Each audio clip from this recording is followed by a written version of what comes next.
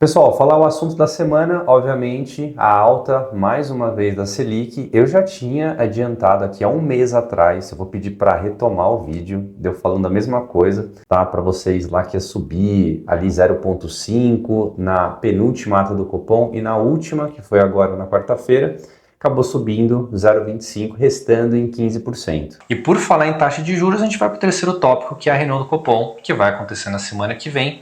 A gente espera que tenha um incremento de 0,5. Se não for, você pode voltar aqui e me cobrar, falar que eu errei. Já estou cravando que vai ser 0,5.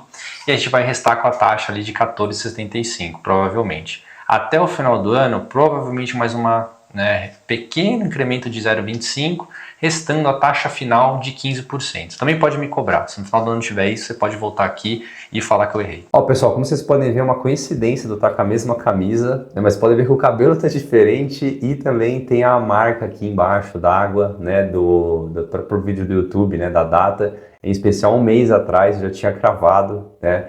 Então, vocês podem até consultar esse vídeo, né, anteriormente. Aqui tá o link atrás, só para que vocês vejam que não é fraude. Agora, como é que fica? Provavelmente a gente chegou no limite, então não vai ter mais aumentos, né? A não ser que tenha uma reversão muito brusca aqui de expectativa, o fiscal deteriore mais rápido do que a gente está imaginando, e aí a gente tem que voltar um pouco também e entender por que essa taxa chegou em 15%, né? Ao longo dos vídeos aqui que eu destrincho com vocês ao longo da semana, eu fui já explicando por que essa taxa, né, chegou a esses patamares históricos, né? Desde 2006 que a gente não tem uma taxa tão alta, né, que lá atrás teve, né, essa taxa por volta de 15 e 25, e aí a gente tem que lembrar que essa questão, a cerne de tudo, é o fiscal. Guilherme Régio, economista do canal, e quando a gente olha o comunicado desse aumento de 0,25, o Banco Central ali no comitê, né, no Copom, ele colocou um foco muito grande na questão externa dos Estados Unidos em relação ainda às tarifas, né, que vem se perdurando aqui, uma inflação mais perniciosa, né, nos países, né, de primeiro mundo, e também a gente vê essa questão da escalada do conflito entre Irã e Israel, que está envolvido também numa região ali, né, que é petrolífera. Então daqui a pouco eu vou mostrar também esse gráfico do petróleo, e aí obviamente que isso pauta também as decisões de juros lá fora. E aí, olhando o primeiro slide aqui, só para dar um pouco mais de clareza para vocês, eu tenho as duas variáveis aqui, que é o CPI, que é a taxa de inflação norte-americana. Pode ver que está caminhando ali para uma certa normalidade, o que reforçaria as reduções da taxa de juros, né, da economia norte-americana. Porém, quando a gente olha também essa escalada do preço do petróleo aqui nesse gráfico à direita, dá para ver que teve realmente, né, um hike aqui. Quando a gente fala hike, é realmente um impacto maior, né, dado que teve essa escalada das tensões entre os dois países. E aí está envolvendo também os Estados Unidos, que saiu com a recente notícia de que provavelmente já tem um plano de invasão ali por volta do Irã e tal, já está, né, se estruturando para isso. E aí pode ser que entre uma guerra, um conflito, né, que envolva mais nações ali, provavelmente vai mexer, né, com esse rebuliço aqui dessa geopolítica ali na região, uma região que, né, ela respira conflito. Então, olhar essa variável é muito importante, porque o petróleo é uma variável que reforça os índices de inflação aqui, porque tudo está ligado ao petróleo na nossa economia, né? Desde o celular que a gente utiliza, né, o plástico é petróleo, até os alimentos que a gente consome no mercado, que eles acabam chegando lá por meio de um caminhão, que o caminhão consome diesel, por exemplo. Então, tudo isso está interligado, e olhar, né, esses desdobramentos aqui, em especial o preço do petróleo, é fundamental para a gente ver como é que vai ser a trajetória de inflação para frente. E aí a gente teve também a notícia ontem da manutenção da taxa de juros norte-americana por essas questões também. Então tudo está muito ligado aqui, né? Todo mundo está olhando com muita cautela, em especial os dobramentos finais aqui dessa parte do tarifaço do Trump, que está entrando já numa nova normalidade, e tem também a parte das tensões, que obviamente que a economia norte-americana está olhando, em especial, né, o FONC decidiu pela manutenção ali nesse patamar de 4,25 a 4,50 ao ano. E aí quando a gente volta aqui olhando para o Brasil, em especial o índice do IPCA, já passei esses dados para vocês, né, na semana passada, mas só graficamente mostrando, dá para ver aqui que no último mês a conta de habitação ficou um pouco mais salgada. Dá para ver também que a alimentação continua muito alta, porém, né, a barra já vem se reduzindo.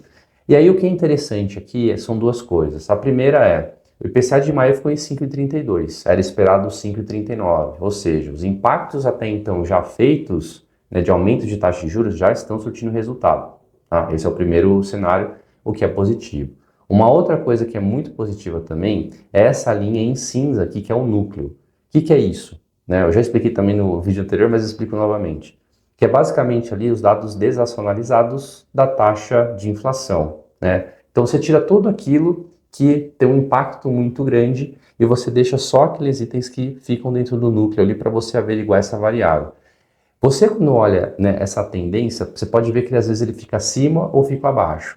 Quando o núcleo ele fica acima, né, de todo o índice, ali que é essa linha aí que a gente está vendo em azul, significa que a trajetória futura de inflação ela vai ser maior.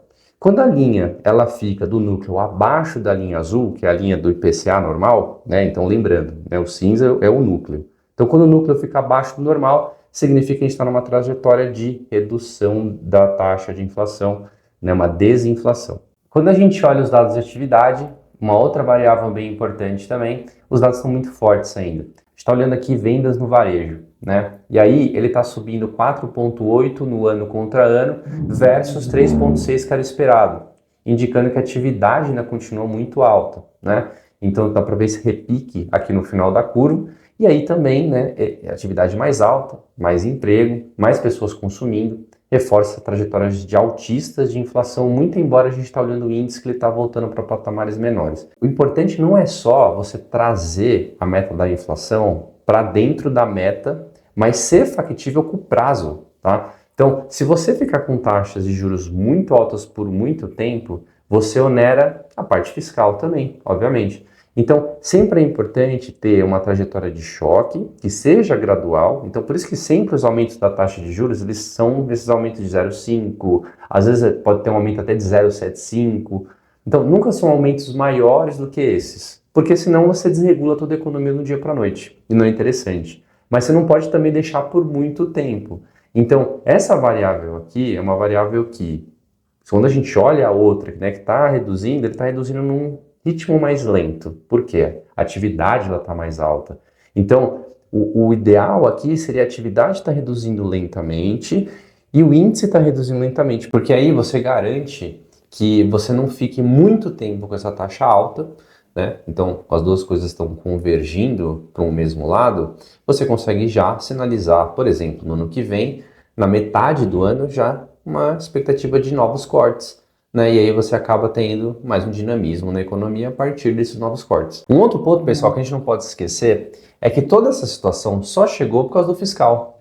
Né? A gente não consegue controlar, na verdade, quando a gente fala a gente, na verdade é o governo, né? Não consegue controlar, né, na verdade, essas despesas ou, né, passar um plano que todos os agentes dessa economia acreditem que é viável.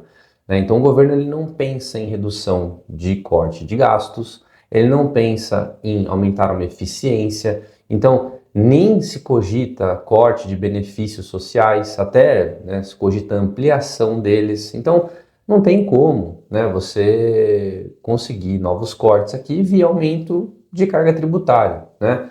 Então tentaram passar aumento do IOF, a Câmara barrou, teve muita resistência. Agora estão tentando, né, passar novo pacote, né, fiscal aqui, que é muito ruim também para a economia. E aí fica sempre esse jogo político no meio. Então, olha só, né, o governo também já está criticando a própria indicação deles, né, que foi ali o Galípolo para o presidente do Banco Central, foi no governo do PT. Aí já a interlocução ali, que é da Glaze, que deveria ser feita com a Câmara, enfim, funcionar como essa pessoa ali, né, para garantir essa boa fluidez da comunicação, já acabou dizendo, né, que os juros aqui é incompreensível, né, é estratosférico.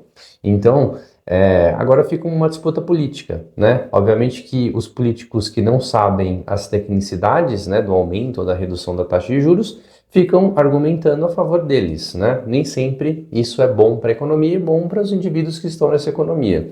Aí você tem o cargo técnico que fica muito também suscetível a essas pressões políticas, tá? Isso acontece aqui no Brasil e acontece lá fora, né? O Banco Central é independente, ele define a taxa de juros independente de uma política, né, mais voltada, né, mais técnica, ou então uma política que a gente vê hoje aqui, né, essa velha política populista, né, desse governo que não está imbuído, né, nessa trajetória mais crível aí de meta fiscal. E além disso, outra notícia, né, que vem pressionado, aí o governo acabou liberando 1,6 bilhão em emendas extras. Já está numa situação aqui calamitosa, né, nesse aspecto fiscal, e o governo ainda continua jogando mais lenha nessa fogueira que só vai aumentando. Vai ter um cenário, né, que essa fogueira ela vai tomar conta da casa, né, e a casa vai pegar fogo e não vai ter mais o que fazer. Porque o governo realmente ele não tem nenhuma expectativa de corte. E aí quando a gente pensa, né, nesses cortes, em especial, poxa, o que isso se traduziria, por exemplo, em benefício, né, porque pode ficar sempre aquela falsa impressão de que um corte ele sempre vai prejudicar a população. E aí eu vou pegar um exemplo aqui do Milei, quando ele entrou, né, no governo argentino. Ele, obviamente, que fez o vídeo tirando aqueles ministérios ali, cortando, gerando essa eficiência. Ministerio de Turismo y Deporte, afuera. Ministerio de Cultura, afuera. Ministerio de Ambiente y Desarrollo Sostenible, afuera. Ministerio de las Mujeres y Género y Diversidad, afuera. Ministerio de Obras Públicas, afuera. Aunque te resistas. Vamos a seguir por acá. Ministerio de Ciencia y Tecnología e Innovación. Algo bien del sector privado. Nada bueno salió del sector público. ¡Afuera! Ministerio de Trabajo, Empleo y Seguridad Social. ¡Afuera! Ministerio de Educación. Adoctrinamiento. ¡Afuera! Ministerio de Transporte. ¡Afuera! Ministerio de Salud. ¡Afuera! Ministerio de Desarrollo Social. ¡Afuera! ¿Cómo queda el Estado? Ministerio de Capital Humano, Ministerio de Infraestructura, Ministerio de Economía, Ministerio de Justicia, Ministerio de Seguridad, Ministerio de Defensa, Ministerio de Relaciones Exteriores y Ministerio del Interior. Se acabó el curro de la política. ¡Viva la libertad, carajo! Além disso, né, atacou essa parte de isenções tributárias, também focou na parte ali, né, de tirar alguns benefícios também que se tinha, né, em relação ao consumo, né, aos subsídios ali, especialmente de carne bovina, um deles, tá? Entre muitos outros que existiam, né, nos governos populistas argentinos durante décadas. E aí a gente percebe que o histórico de taxa de inflação, dado que não foi feito só isso, né, mas essa gestão mais voltada para eficiência em corte de gastos já se traduziu, né, nos menores patamares aqui de inflação que a gente tem visto nos últimos anos na economia argentina. Né? Saiu de 25,5% ali em dezembro de 2023 e paulatinamente foi se reduzindo até chegar no patamar de 1,5%. Perceba como o corte de gasto ele é benéfico para a população. É porque todos os agentes acreditam que o governo vai ter a capacidade, né, de honrar seus compromissos e com isso ele torna a economia mais previsível, não imprevisível como a gente tem no cenário brasileiro. Pessoal, encerramos mais um giro semanal, esse aqui um pouco mais curto. A gente se debruçou basicamente nessa questão aqui do Copom, que foi a principal notícia da semana. Semana que vem a gente vai adentrar mais nesses aspectos dessa tensão geopolítica no Oriente Médio em relação aos investimentos e também os dados de atividade, né, que vai ser o IBCBR ali. Se você gostou desse vídeo, não esqueça de compartilhar, deixar o seu comentário e ativar o sininho. Isso ajuda bastante a gente e até semana que vem.